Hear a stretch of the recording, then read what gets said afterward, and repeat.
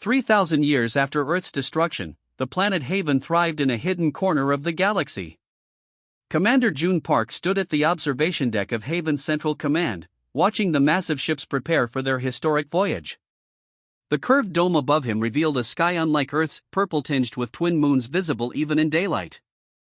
It was the only sky most Havenites had ever known. Their ancestors had traveled across vast distances to settle here, determined that humanity would survive. June's communicator chimed softly. "Commander, the Council requests your presence immediately," said Lieutenant Mina Kim's voice. "On my way," he replied, turning from the view. The corridors of Central Command were busy with activity. Officers and civilians worked side by side, finalizing preparations for the mission that had been planned for generations. June nodded to several colleagues as he passed. The weight of responsibility pressed heavily on his shoulders. The council chamber doors slid open silently. Inside, 5 elders sat at a circular table. Elder Dehan, the oldest at 112, gestured for June to join them.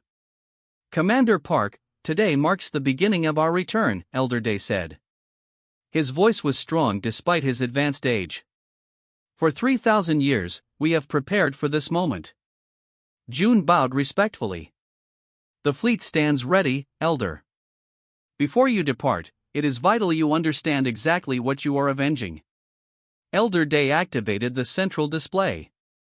The air above the table shimmered, revealing a holographic image of Earth, blue, green, and beautiful. The image shifted, showing recordings from humanity's final days. The Galactic Accord warships appeared suddenly, without warning. Their weapons turned Earth's cities to ash, oceans to steam. Billions died in hours. "Only 50,000 escaped," said Elder Sook, the youngest council member. "Our ancestors." June had seen these recordings many times, but they never failed to affect him. Why did they attack? "We had barely achieved interstellar travel." "Fear," Elder Day replied. "The Accord feared what humans might become. They saw our rapid advancement and chose extermination." The display shifted again, showing Haven's early days, desperate survivors building shelters, struggling to adapt to an alien world. Then came scenes of progress, cities rising, the first Haven-built spaceships, secret observation posts monitoring Accord activities. "For generations, we let them believe they had eliminated us completely," Elder Sook said. "We studied their weaknesses. We advanced our technology beyond their understanding. Now we are ready." June nodded. "Our revenge will be complete." "Not revenge, Commander," corrected Elder Day. "Justice. There is a difference." The chamber doors opened again, and a woman entered. Captain Min Ri was June's second in command, brilliant and fierce. "The fleet reports final preparations complete," she announced. "We can launch within 6 hours." The council members exchanged solemn looks before Elder Day spoke again. "Captain, you bring good news. Commander Park will lead this mission as planned." Min bowed. "It's an honor to serve under him." After the briefing concluded, June and Min walked together toward the military sector. "How does it feel?" Min asked quietly. "To be the one who will announce to the galaxy that humans still exist?" June considered the question. "Terrifying. Necessary." They reached the Memorial Garden, a peaceful space where earth plants grew from seeds preserved for millennia. At its center stood a simple stone monument listing the names of the original survivors. June's fingers traced his ancestor's name, Gene Park, Marine Corps Captain. "They thought they destroyed us. They believed us extinct. But humans are not so easily erased from the universe." The garden's peace was interrupted by June's communicator. "Commander, we've detected unusual activity in the Proxima sector. An Accord patrol may have changed course toward our outer beacons." "Have they detected us?" June asked sharply. "Unknown, sir. But the timing is concerning." June and Min exchanged worried looks. "Move up the launch." 2 hours. "We cannot risk discovery, not when we're so close." As they hurried toward the command center, June felt a strange mixture of emotions. For 3,000 years, humans had hidden, planned, and prepared. Now they would emerge from the shadows. The revenge of humanity would begin not with a declaration, but with silence, stealth ships slipping undetected into Accord space, carrying the descendants of Earth back into a galaxy that thought them dead. Justice was coming, 3 millennia delayed but no less certain. The human stealth vessel Revenant drifted silently at the edge of the Centauri trade hub. Captain Hyun Lee stood on the bridge, her dark eyes fixed on the massive space station that loomed ahead. Ships of all shapes and sizes moved around it like insects around a hive. 17 different species detected, Officer Tae-sung reported from his scanning station. For our founding members of the Accord. Hyun nodded. After 3,000 years in hiding, humans were about to announce their survival to the galaxy. But not yet. First, they needed information. Appearance modifiers for everyone, she ordered. Remember your training. We look like the Meridian traders. Speak their language if approached. The crew touched small devices on their necks. Their skin shifted color to a pale blue, and their eyes widened slightly. To any observer, they would appear as common Meridians, a species known for their trading skills and political neutrality. The Revenant docked at an auxiliary port, away from the main traffic. As the airlock cycled, Hyun felt her heart race. She would be the first human to walk among aliens since Earth's destruction. Stay focused, she reminded her team. We gather intelligence only. The hub's central library should have historical records about Earth. The trade hub was a riot of sounds, smells, and colors. Alien species from across the galaxy bargained, argued, and socialized. None gave the disguised humans a second glance. Hyun led her team through winding corridors. Their research had prepared them for this moment, but experiencing it firsthand was overwhelming. Species that humans had only seen in stolen Accord transmissions now walked beside them. At the central library, Tae-sung accessed a public terminal. Searching for Earth references, he whispered.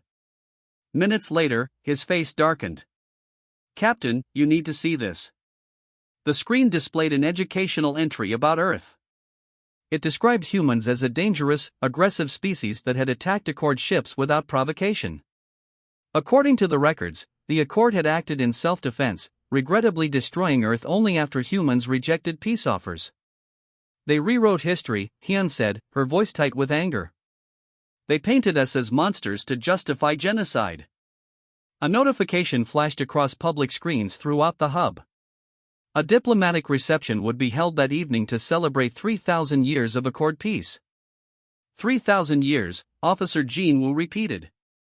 The exact time since Earth's destruction. This is no coincidence. Hyun made a decision. Change of plans. We're attending that reception. Hours later, dressed in formal Meridian attire, Hyun and Tae entered the diplomatic hall. Representatives from dozens of worlds mingled under sparkling lights. At the center stood several tall, elegant aliens with color-shifting skin, the Lintari, one of the Accord's founding species. Hyun approached one wearing elaborate insignia. Ambassador Vril? I'm Trader Marin of the Meridian Guild. The translation device at her throat converted her words to the diplomatic standard language. Ambassador Vril's skin rippled with blue patterns, a sign of pleasure in Lintari culture. A pleasure to meet you, Trader. Are you enjoying the celebration? Indeed. 3,000 years of peace is remarkable. Hyun kept her tone conversational. I was recently studying history. Tell me, what happened to the third planet of the Sol system? I believe it was called Earth? Vril's skin paled to a sickly white. A regrettable necessity. The humans were dangerously unpredictable. Their extinction ensured galactic stability. Extinction? Hyun reached for her appearance modifier. I think you're mistaken about that. Before Vril could respond, Hyun deactivated her disguise. Her skin returned to its natural tone, her eyes to their human shape. The ambassador stumbled backward, knocking over a serving drone. Impossible. Humans are extinct. Not extinct, Hyun replied calmly as the room fell silent. Just patient. Guards rushed forward, weapons raised. But Tay had already dropped a device on the floor. A blinding flash filled the room, and by the time vision returned, the humans were gone. Back aboard the Revenant, alarms blared as the ship detached from the docking port. All personnel accounted for, Jinwoo reported. But hub security is scrambling ships. Hyun took her command chair. Activate stealth systems and prepare for jump. As the Revenant vanished from sensors, leaving confused pursuers behind, Hyun opened a secure channel to Haven. Commander Park, first contact complete. Her voice was steady despite the adrenaline coursing through her. The Accord has been lying for 3,000 years. They've portrayed us as the aggressors to justify Earth's destruction. On the screen, Commander Jun's expression hardened. Then our mission is even more critical. Return to the fleet, Captain. Phase 2 begins now. The Revenant slipped into hyperspace, carrying humanity's representatives back to their waiting armada and the next stage of a vengeance 3 millennia in the making. General Ji-hoon stood on the bridge of the Haven flagship Remembrance, watching as the alien vessels approached. The ships belonged to the Narration, a reptilian species whose homeworld had been stripped of resources by the Galactic Accord decades ago. After Captain Hyun's mission to the trade hub, word had spread quickly through oppressed worlds: humans had returned. "They're hailing us, General," Lieutenant Eun said from her communications station. Ji nodded. On screen. The viewscreen activated, showing a Narration with copper-colored scales and 4 yellow eyes. "I am Speaker Talus of the Narration Exile Fleet. We received your message. Though I must confess, many believed it a trick." "No trick, Speaker Talus," Ji replied. "Humanity survived. We've hidden and prepared for 3,000 years." Talus tilted his head. "The Accord teaches that humans were savages who attacked unprovoked. Yet you've contacted us peacefully." "The Accord rewrote history," Ji said. "Just as they claim your people surrendered willingly to their rule." The Narration scales rippled their version of a bitter laugh. "We fought until our fleets were dust. Then they took our world and called it protection." Within hours, representatives from the Narration boarded the Remembrance. They were joined by delegates from another species, the Voloth, methane breathers whose civilization had been subjugated after Earth's fall. In the ship's conference room, Ji displayed holographic plans for a joint fleet. "We offer not just revenge against our common enemy, but partnership. The Accord is powerful, but together we can expose their lies." The Voloth representative, encased in a specialized environment suit, leaned forward. "What evidence do you have of these lies?" "Our young believe the Accord's version of history." Ji motioned to an aide, who brought forward a small container. Inside was something precious, a physical book, preserved from Earth. Ji carefully opened it to reveal paintings of Earth landscapes. "This is what humans created before we had spaceflight," Ji explained. "Art. Music. Philosophy. The Accord painted us as soulless warmongers, yet our civilization valued beauty and knowledge." Talus reached out a clawed hand, hovering it respectfully above the ancient pages. "They told similar lies about us. That we were savages who would destroy ourselves without their guidance." "The Accord fears what it cannot control," Ji replied. "They destroyed Earth because they couldn't predict what humans might become." The meeting continued for hours as more representatives arrived, species that had suffered under Accord rule for generations. Some came openly, others in secret. By the day's end, 7 different species had pledged support to the human cause. Later, Ji found himself in the ship's memorial hall with Talus. The walls displayed projections of Earth, cities, forests, oceans, all lost 3 millennia ago. "Your people carry a heavy burden," Talus observed. 3,000 years of grief. Ji nodded. "And determination. Each generation preserved the truth, improved our technology, and prepared. We could have revealed ourselves centuries ago, but we waited until we could win." "And can you?" Talus asked. "The Accord controls thousands of worlds. Most of those worlds are victims, not willing participants," Ji said.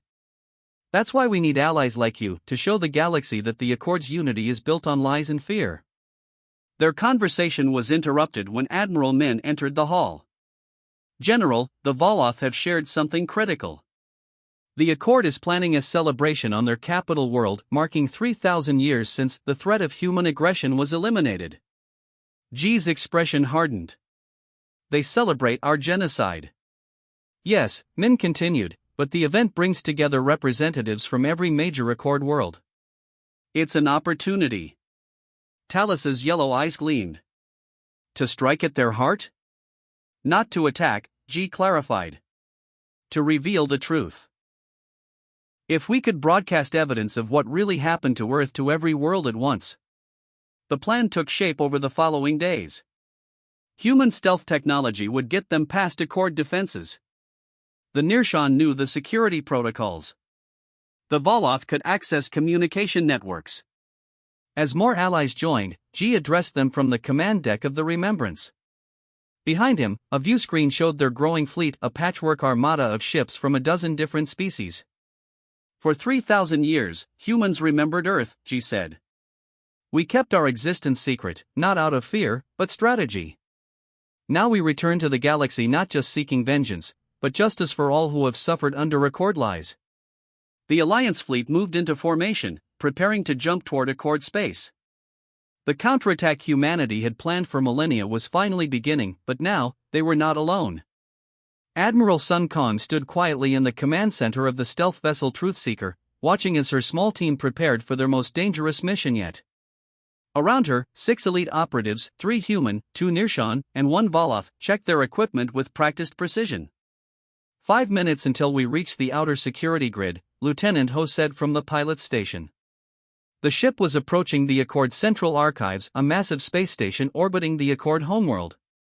Inside those archives lay the truth about Earth's destruction, hidden for 3 millennia. Sun's hand closed around the small data crystal hanging from her neck. It contained the combined intelligence gathered by humans during their long exile, including fragments of records smuggled out by sympathizers over the centuries. But they needed more to convince the galaxy. Remember, Sun addressed her team, our goal is information extraction only. The Accord has hidden the truth about Earth's destruction for 3,000 years. We need irrefutable evidence. The Truthseeker slipped past the outer defenses using technology the Accord couldn't detect. Humanity's long isolation had allowed them to develop systems beyond anything known to the galaxy. Once docked in a maintenance bay, the team moved through service corridors.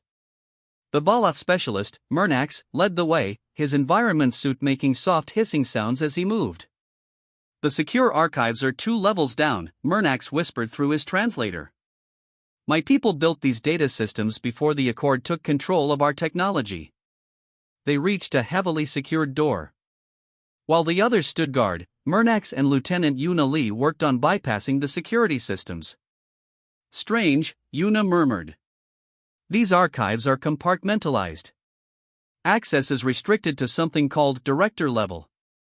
Minutes later, they were inside.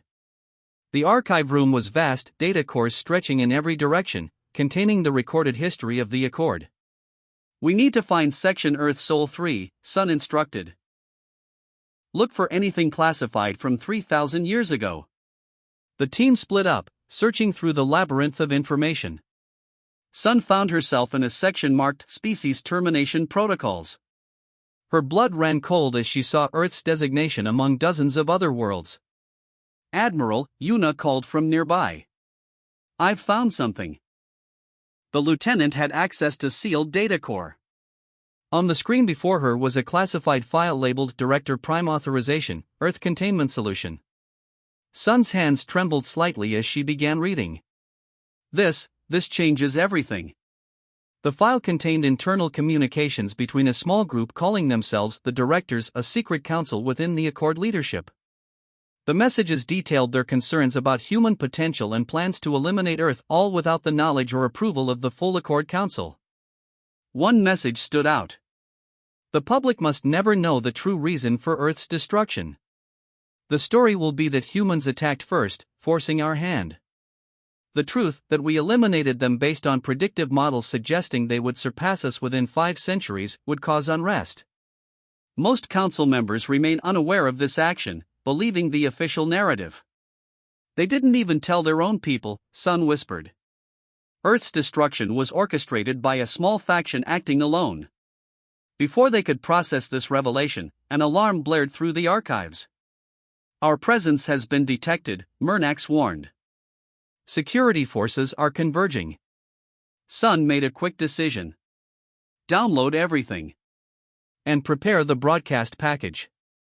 As her team rushed to complete the download, Sun opened a direct channel to Commander Yuna Lee, who was commanding the main human fleet. Commander, we've discovered the truth, Sun reported as weapons fire echoed in the background. Earth's destruction wasn't approved by the full Accord. A secret faction called the Directors orchestrated it and created the cover story about human aggression. Most living Accord citizens never knew what happened, Yuna replied, her voice tight with surprise. This changes our mission. Yes, Sun agreed as her team prepared to fight their way out. Not vengeance against a people, but justice against those truly responsible. Even as security forces closed in, the team activated their final protocol, broadcasting the hidden files directly to every communications channel across Accord space. 3,000 years of lies began unraveling in an instant. Throughout the Accord worlds, citizens watched in horror as the true story of Earth's destruction played on every screen. The carefully maintained narrative collapsed as people saw evidence of the Director's deception, not just about humans, but about dozens of other subjugated species. Back on the Truthseeker, now racing away from the archives with security vessels in pursuit, Sun watched the mounting chaos across Accord communication channels. Will we make it back to the fleet? One of the Narration operatives asked. Sun nodded grimly. We must. This isn't just about human vengeance anymore. The entire galaxy deserves to know they've been living under a government built on lies. As their ship jumped to safety, revolution was already beginning to spread across a dozen Accord worlds. The truth, hidden for 3,000 years, had finally been set free. The human fleet hovered silently above what remained of Earth. Even after 3,000 years, the planet's shattered form was recognizable, continents fractured, oceans long evaporated, atmosphere stripped away. From the observation deck of his flagship Phoenix, Chancellor Un Choi watched the homeworld humanity had never forgotten. It still feels like coming home, said Admiral Sun, standing beside him. Her team's mission to the Accord archives had changed everything. The broadcast of classified files had sparked revolution across the Accord territories as citizens learned the truth about their government's founding lies. Prepare the judgment chamber, Un instructed. Bring in the prisoners. The chamber was a simple space, designed not for vengeance but for truth. Representatives from 20 different species filled the room, including many former Accord worlds that had joined the human-led coalition. At the center stood 5 aliens in restraints, the current directors, descendants of those who had ordered Earth's destruction. Un entered last, wearing the simple blue uniform of Haven's leadership. He carried no weapons, no symbols of authority beyond a small pin bearing Earth's image. 3,000 years ago, Un began, his voice carrying through the chamber, your predecessors decided that humanity was too unpredictable to be allowed to exist. They destroyed our planet and rewrote history to justify their actions. Director Prime Zal, leader of the group, lifted his head defiantly. His skin shifted between patterns of anger and fear. We acted to protect the galaxy. Our models showed humanity would eventually dominate all other species. And yet here we stand, Un replied calmly, offering not extinction, but justice. A Narration representative stepped forward. My people suffered under Accord rule for centuries because we questioned the official history about Earth. How many others were silenced to protect your lies? One by one, representatives from different species recounted how the Accord, controlled by the directors, had subjugated their worlds under the pretense of protection. Throughout the proceedings, the Phoenix maintained orbit around Earth's remains. On the planet's surface, the first terraforming ships had already landed, beginning the slow process of healing the wounded world. Our sentence is this, Un announced finally. You will help rebuild what was destroyed. Not just Earth, but all worlds damaged under your rule. You will work alongside those you once called enemies, and you will live to see a galaxy united not by fear, but by truth. The directors were led away, their power broken but their lives spared. As the chamber emptied, Un remained, gazing at the viewscreen showing Earth below. Admiral Sun joined him again. Some of our people wanted harsher punishment. 3,000 years of waiting for revenge. And we discovered there was nothing to avenge, Un finished her thought. The species that destroyed Earth is gone, replaced by generations who believe the same lies we fought against. Later that day, Un walked the corridors of the Phoenix, passing aliens and humans working side by side. In one chamber, he found a group of children, some human, some from former Accord worlds, learning about Earth together. Chancellor called out a young Voloth, her environmental suit decorated with colorful patterns. Is it true that humans will live on Earth again? Un smiled. Yes. Though it will take many lifetimes to make it truly habitable again. My family will help, the child said proudly. My parents are terraforming engineers. That evening, as the day cycle ended aboard the Phoenix, Un joined the ship's officers in the Garden Dome. Plants from a dozen worlds grew together in carefully maintained environments. At the center stood a small earth oak, grown from seeds preserved since the evacuation. A message from Haven, Chancellor, said a communications officer, handing him a data pad. The report detailed how thousands of volunteers from across the reformed galaxy had signed up to help with Earth's restoration. Species that had once been enemies now offered resources and technology. Under the artificial stars of the Garden Dome, Un watched as a human child and a young Lintari, from the same species as the directors, played together beneath the oak tree. Their laughter echoed through the chamber. Was it worth the wait? Asked General G, approaching quietly. 3,000 years of planning, all to end with reconciliation instead of revenge. Un looked out the viewport where Earth's broken form was slowly being surrounded by terraforming vessels, ships from a dozen worlds working together. Our ancestors preserved human knowledge, art, and spirit so we could reclaim our place in the galaxy, Un replied. But they also gave us wisdom. True victory isn't destroying your enemy, it's creating a world where they're no longer your enemy. Below them, the first atmospheric processors began their work on Earth's surface. After 3 millennia in exile, humanity was finally home, not as conquerors seeking vengeance, but as teachers of a hard-won truth, that justice and reconciliation could heal wounds even 3,000 years old. Retriclaude can make mistakes. Please double-check responses.